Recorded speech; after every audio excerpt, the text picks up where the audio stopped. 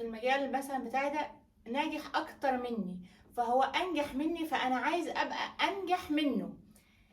الفكرة فين؟ الفكرة في ان انا اول ما بدخل هذه العقلية التنافسية، اعرف على طول ان انت قللت من نفسك. قللت من نفسك يعني ايه؟ مش قللت من نفسك انك انت اهنت نفسك، لا، وان كان ممكن يكون كده.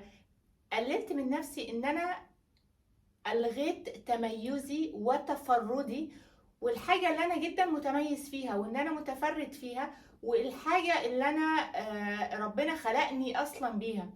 هو نجح في المجال ده وهو وصل لمرتبة او لدرجات اعلى مني، هو دي تجربته وهي دي حياته، وهو ممكن يكون بادئ قبل مني، ممكن يكون عنده سكيلز اعلى مني ومشتغل على نفسه اكتر مني، بس هو في الاخر متفرد في حاجة وانا متفرد. حتى لو انا في نفس المجال على فكرة، انا متفرد في حاجة تانية خالص، ربنا سبحانه وتعالى خصني بيها، مفيش حد في الكون زيي فيها، انا متفرد فيها.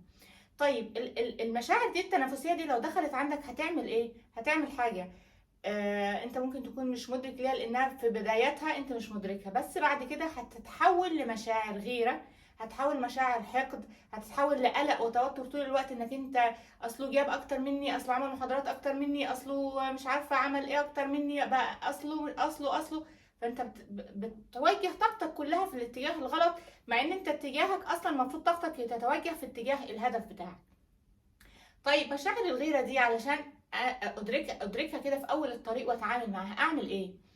اول حاجة اعترف لنفسي ان انا غيران من فلان، انا عندي شوية غيرة منه علشان هو ناجح في المجال ده مثلا اكتر مني، سي. طيب انا بدل ما اوجه الطاقة دي انها تبقى غيرة وحقد وكراهية وقلق وتوتر طول الوقت، لا، انا ابقى مدرك وواعي لنفسي واوير، وان انا اخد المشاعر دي واقول طيب هو ناجح اكتر مني ليه؟ مثلا هو مشتغل على السكيلز دي عنده احسن، الحكايه دي عنده احسن، بدل ما ابدا اغير منه، بدا اشوف درجات نجاحه ايه وتميزه في ايه. ساعتها انا اعرف، ساعتها انا ممكن اشتغل على ايه واطور نفسي في ايه. ففي الحاله دي انا حولت مشاعر الغيره من مشاعر سلبيه، حولتها لحاجه ايجابيه وطاقه ايجابيه بتديني انا الدافع وبتخليني انا اتطور في هذا المجال، وفي نفس الوقت مع الاحتفاظ بتفردك اللي محدش هيشاركك فيه ابدا.